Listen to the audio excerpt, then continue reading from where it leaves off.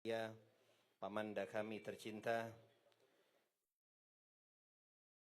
yang kita mohonkan waktu untuk beliau memberikan tausiahnya kepada kita, yaitu guru kita Al-Habib Alwi bin Abdul Rahman bin Ahmad bin Abdul Qadir As-Saggaf alaihi falyatafaddal mashkura. Sallu ala Muhammad.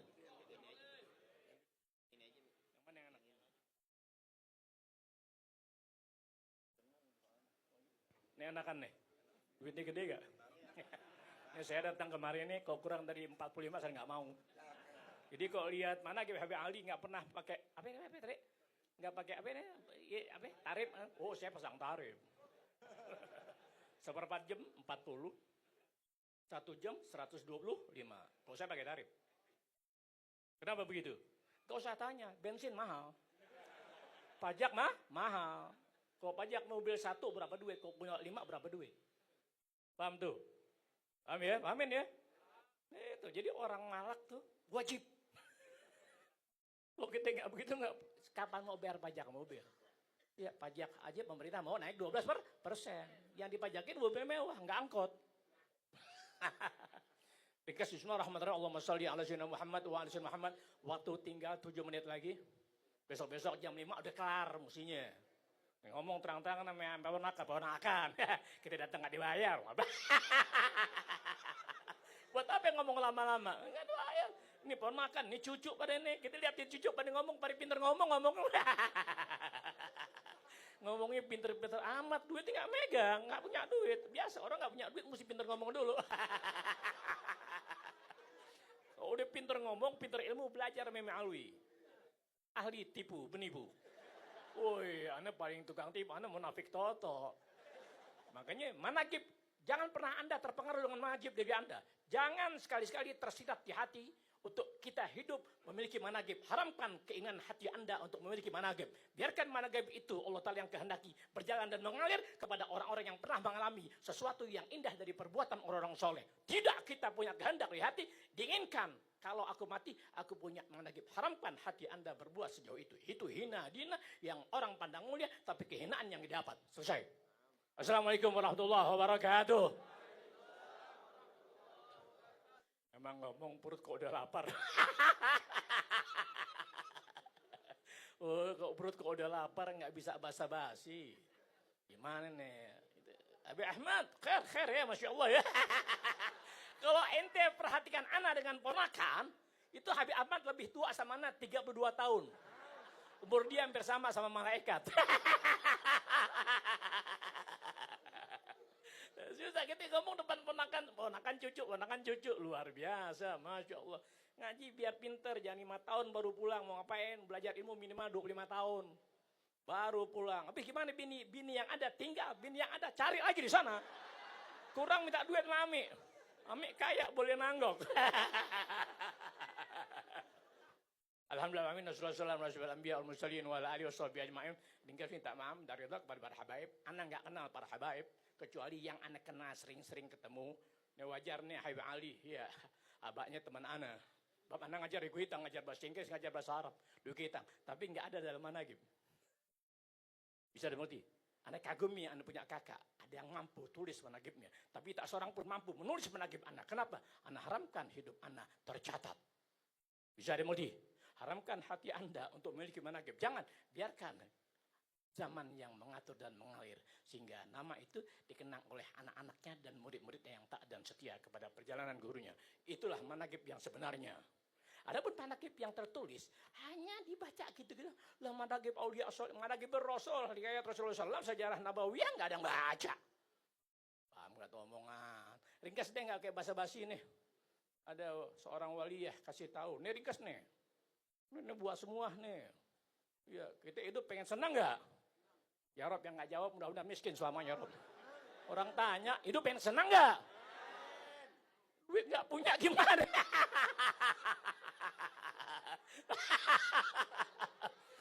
Nih kalau hidup pengen senang, lihat manaqib aulia solihin beres. Lihat kibar aulia, kibar solihin, kibar ulama beres. Bagaimana mereka punya hidup? Nih bismillahirrahmanirrahim ada 3 hal. Ini udah 5 tempat ani sampaikan nih. Tapi karena waktunya kepepet dan juga DP-nya kagak ada, ya sudah kita pelit lagi, udah begitu.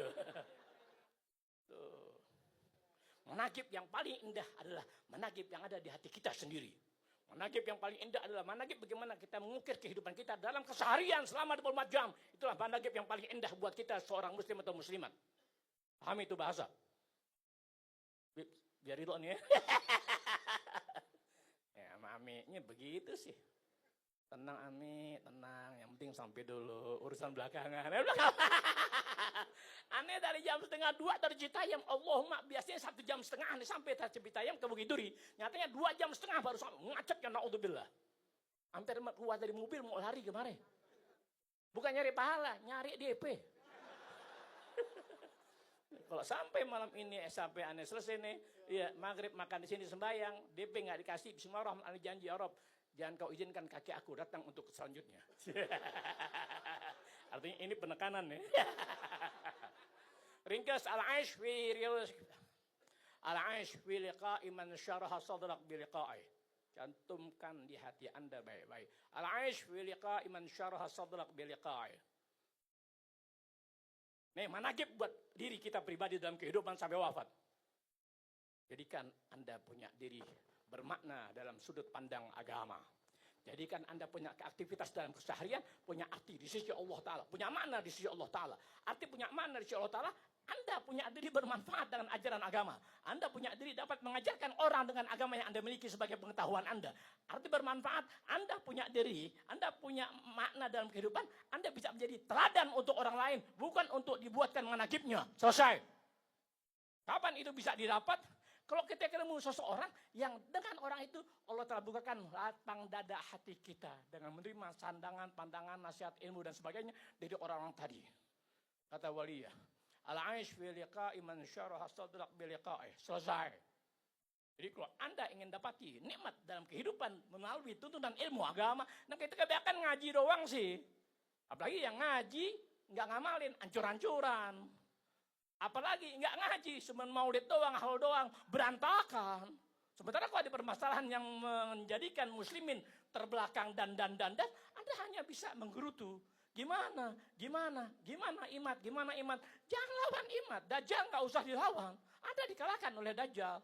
Kembalikan kesadaran Anda dalam menurut ajaran agama apa. Bagaimana Anda punya orang tua yang dianggap orang-orang soleh dalam perbuatan. Kembali kepada khitah mereka. Selesai sudah. Dajjal sampai kiamat nggak bisa dilawan. Siapa yang bisa lawan Dajjal? Siapa? Nabi apa itu? Nabi apa ya habis itu? Nanti mau kiamat, Nabi siapa yang ditantang? Siapa? Nabi Isa yang bisa lawan Dajjal, Imam Mahdi. Model-model kita. Ya, justru dengan adanya Dajjal seperti iman, Anda dibangkitkan kesadaran untuk meraih ilmu agama. Raih ilmu agama, sebab ilmu hanya bisa ditundukkan dengan ilmu. Dengan ilmu sudah nggak bisa ditundukkan. Dajjal nggak takut dengan ilmu. Dajjal nggak takut dengan sorban. Dajjal nggak takut dengan sejadah kita. Dajjal nggak takut dengan selena kita. Dajjal takut tuh, Imam Mahdi satu lagi tuh. Nabi Isa. Kita nggak bakal ketemu Nabi Isa. Ya, ada Pak Isa, Kang Urut. Catat ya, ini waktu nggak mungkin, anu lapar banget, belum makan dari kemarin. Oh, udah. Lampu mati itu. Ini tanda. Mat, kebuli cukup nggak, Mat? Kebuli cukup. Iya. Oh, apalagi sering-sering menjauhkan diri. Maaf ya. Jauhin orang model begitu. Jangan kejar-kejar orang yang punya duit, punya jabat. Jangan haramkan hati kalian untuk bisa merapat kepada orang-orang yang ahlu dunia. Buang tuh dari otak, dari hati, dalam kehidupan ya. Haramkan kau punya hati menghindar jauh-jauh dari tipe demikian. Sebab dengan cara seperti itu, Anda nggak punya akhlak, Anda nggak punya makna. Lihat rijalullah, lihat as-salihin, lihat Allahu Akbar, ulama-ulama kita, habibnya atau bukan habib, mereka berpaling dari orang gitu, tapi tetap dikejar oleh orang-orang tadi. Paham ya? Kembali saya ulang, ada 3 hal untuk menjadikan manaqib diri Anda sendiri, nggak perlu manusia tahu. Ketika ada orang-orang soleh dengan manaqibnya, itu fadlullah yu'tihi man yasha. Itu kehendak Allah Ta'ala. Tapi kita yang masih hidup, haramkan di hati kita, ya punya manaqib. Jangan. Biarkan Allah Ta'ala yang mengukir manaqib kita dengan kesolehan anak-anak kita dan atau ketaatan murid-murid yang diajarkan oleh orang-orang soleh tadi dalam ilmunya. Al-i'raf. Al-aish bi liqa'i man syara sadrak bi liqa'i. Ingat tuh. Ya. untuk mendapatkan kenikmatan hidup, makna hidup yang berarti hanya pertama di majelis ilmu, tidak lainnya. Di mana majelis ilmu yang dimaksud, orang tadi sebagai guru agama mampu membuka hati pikiran manusia dengan ilmu yang diajarkan kepadanya, terbuka dari waktu ke waktu. Alhamdulillah, oh begini caranya. Tidak hanya sekedar nasihat pandangan ilmu yang disampaikan, pun wa yadulluka alal iqbal Allah. Itu guru mampu merubah bentuk-bentuk kemanusiaan, watak-watak manusia, sifat manusia, dia rubah dari waktu ke waktu dengan kesolehan orang tadi dalam tuntunan ilmunya. Dua kau dapati, kalau betul ada. Ketiga, orang itu mesti punya sifat al-i'rad anid dunya wa ahliha, mampu menghindarkan dirinya dari aneka macam bentuk keduniaan, baik secara pribadi maupun dari orang-orang yang memiliki sesuatu kelebihan dalam sisi dunia, dia wajib menghindarkan dirinya dari tipe demikian. Ahiyal kamal, ini yang kesempurnaan. Itulah makna hidup bagi seorang muslimah. Jadi kita hidup alhamdulillah, enggak ada urusan. Ya, dunia ya tu'ti wa tamna. Dunia sebentar dibati, dapat sebentar hilang. Dunianya masih ada, orang udah pada mati. Nanti apa yang jadi kebanggaan Anda? Enggak ada. Jadikan tiga hal ini dalam pondasi kehidupan. Selesai sudah. Wassalamualaikum warahmatullahi wabarakatuh. Kita ucapkan banyak terima kasih kepada Pamanda Kamil Habib Alwi bin Abdurrahman bin Ahmad bin Abdul Qadir As-Segaf. Mudah-mudahan apa yang disampaikan menambah untuk kita dan mudah-mudahan